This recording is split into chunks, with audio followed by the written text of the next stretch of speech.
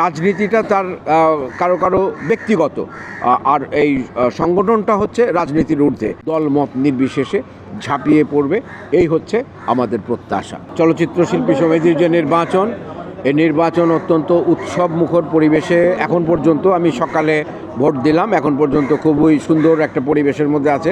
সকলের মধ্যে একটা উৎসব ভাব আছে এবং প্রত্যেক প্রার্থী সোচ্চার আছে, তার নিজের পরিচিতি নিয়ে ভোটারদের কাছে তারা যাচ্ছে।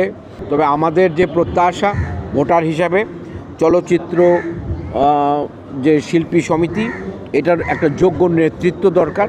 বর্তমানে যে প্রেক্ষাপট আমাদের সিনেমার এবং শিল্পীদের যে অবস্থান, কাজের পরিমাণ একেবারেই কমে গেছে এবং শিল্পীদের অনেক ক্ষেত্রেই কল্যাণের ক্ষেত্রে নানা রকমের চাহিদার দেখা দিচ্ছে, কারণ বয়স হয়ে গেছে অনেকেরই, অনেকেই প্রায় দুস্থ জীবনযাপন করছে।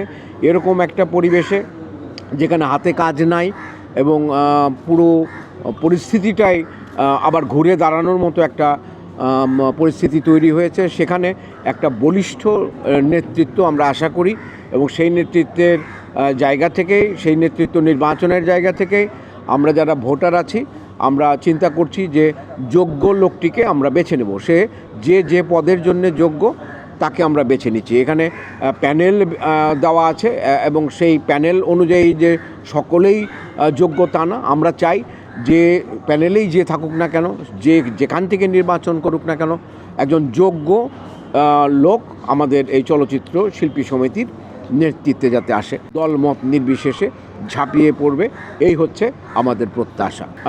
এটা ওইভাবে আমি বলতে পারবো না যে তারা করে নাই, নিশ্চয়ই তারা করেছে। এদের এজেন্ডা আছে, প্রত্যেকটা নির্বাচনে যারা প্রার্থী হয়েছে তাদের এজেন্ডা অনুযায়ী ভোটারদের কাছে সেটা প্রকাশ করেছে। তো সেটা কতটুকু করতে পারলো, কতটুকু করতে পারলো না, সেটা তো যে প্রার্থী নির্বাচনে নির্বাচিত হয়েছিল তার বিষয়। এখানে ভোটারদের দিক থেকে ভোটাররা সবসময় আশার আলোই দেখতে চাইবে, ভোটাররা সবসময় চাইবে যে তার আশা কতটা পূরণ হবে, কোন যোগ্য ব্যক্তিটি সেটা করতে পারবে, সেই জায়গা থেকে ভোটাররা তাদের ভোটগুলো দিয়ে থাকে। এখন সেটা কতটুকু প্রত্যাশা পূরণ হলো, কতটুকু প্রত্যাশা পূরণ হলো না, সেই মাপকাঠিতে বিচার করে তো আর নির্বাচন থেমে থাকবে না। নির্বাচন একটা চলমান প্রক্রিয়া, এটি একটি গণতান্ত্রিক প্রক্রিয়া।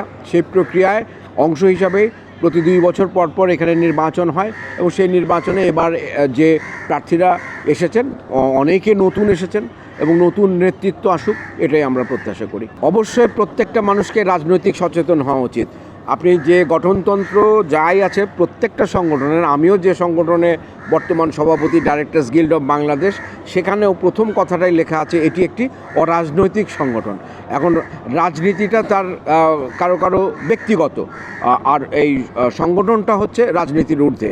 তো এখানে যখন সংগঠনের প্রার্থী হিসাবে বা নির্বাচিত হবেন তেনারা সংগঠনটিকে অন্তত অরাজনৈতিক রাখবার চেষ্টা করবেন, এইটাই আমাদের প্রত্যাশা।